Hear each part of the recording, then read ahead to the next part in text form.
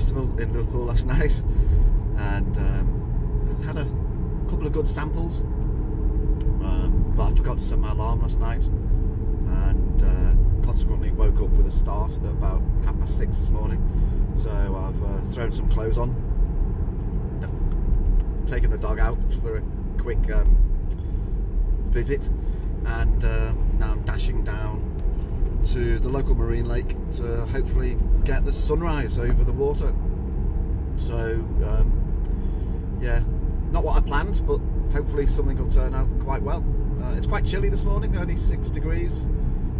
Just some people there are just driven past, heading home after a night out on the town. But yeah, the conditions look really calm. Sky is quite clear, and I can already see in the distance some nice colour coming into the sky. So fingers crossed for a nice sunrise over the lake.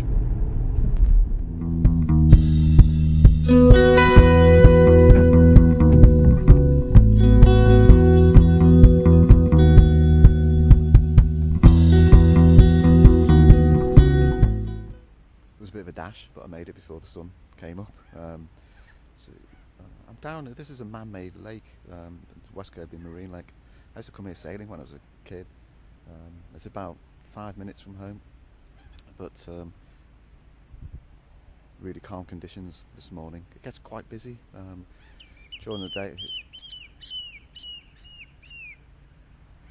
So Redshanks just wanting to get in on the action, so it gets quite busy both with humans and both with birds. I hope you can hear that. It's wonderful.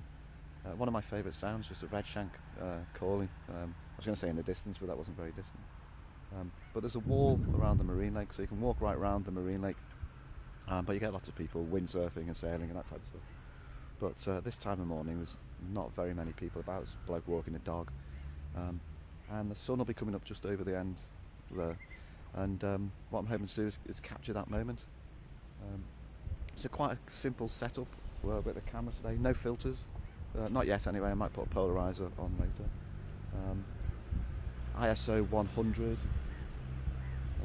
f16, which is giving me about half a second exposure, and I'm exposing for the bright sky, and this jetty here will hopefully give me some nice foreground interest. So hopefully a few more minutes and the sun will be up.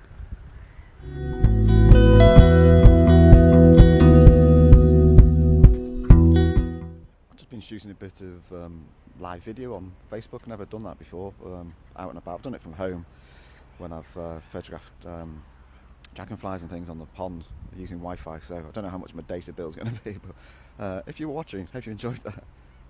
What I'm going to do now, just for a bit of foreground interest, I'm going to walk to the end of the jetty and try and get myself in the photograph.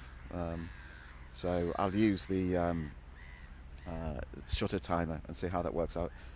Although I said it's only 5 degrees, I'm still an advocate of wearing shorts all through the year, so apologies, but you might see a photo now after this clip of my scrawny legs.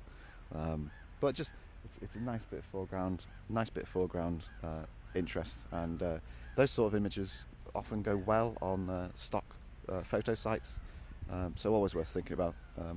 So sorry, I'm just enjoying the birds and the scenes too much, but keep an eye out for my knobbly knees.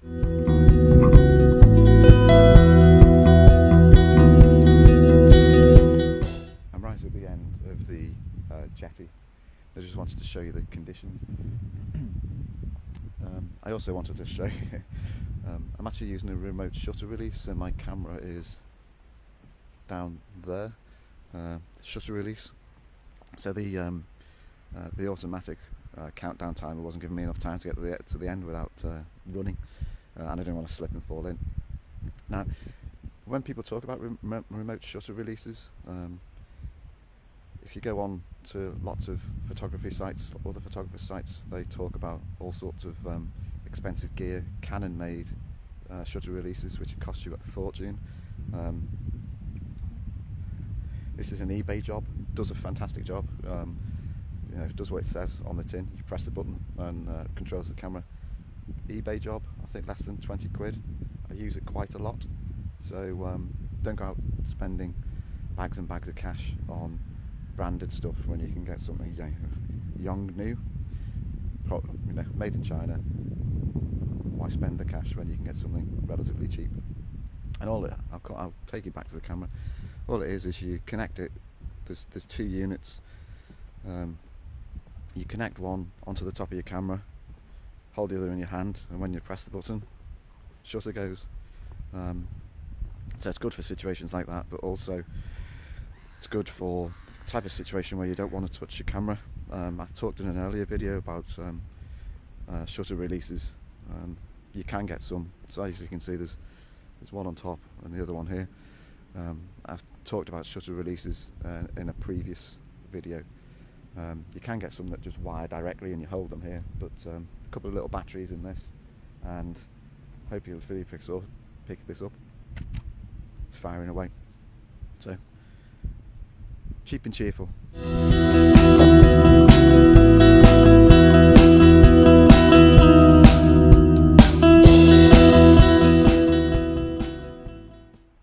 mentioned earlier about there not being many people about this hour of the day.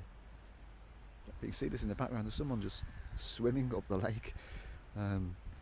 It's, I said, like 5 degrees. I guess the lake's quite a lot colder.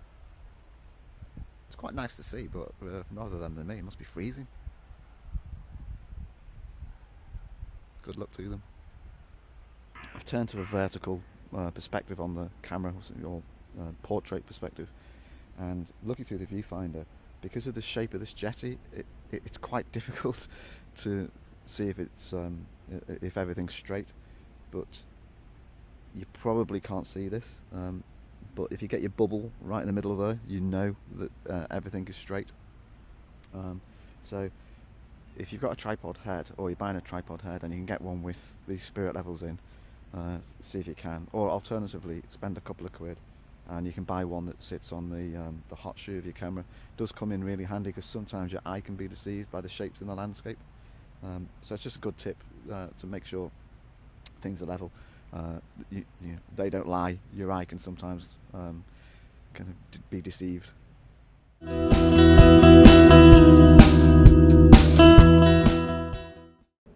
talked a little bit about equipment and reviews, but one of the essential pieces of equipment that I forgot to mention: cup of tea.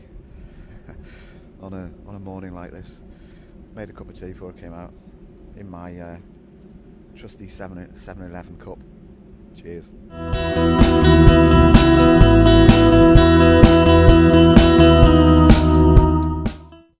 I've come to the opposite end of the marine lake because the sun is up well and truly above the horizon. So when I was at the other end, I was starting to shoot directly into the sun, which rarely works well. But I've come down to this end because with the sun behind me to give me an opportunity to. There's some clouds on the horizon and Hilbury Island, but I'm going for a bit of a minimalist view because the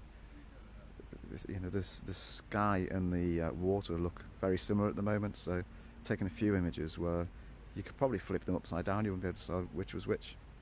So I'll stick them in after this clip, and hopefully you'll enjoy them.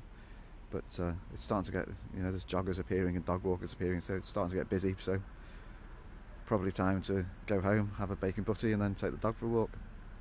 So I might come back this evening actually, if the conditions stay like this, come back to this spot for sunset, but time will tell, so there might be a postscript from here, but if not, hope you enjoyed the video. Please subscribe, please leave a comment, please say tick like, say what you think. Hope you're enjoying these series, and keep tuned for more.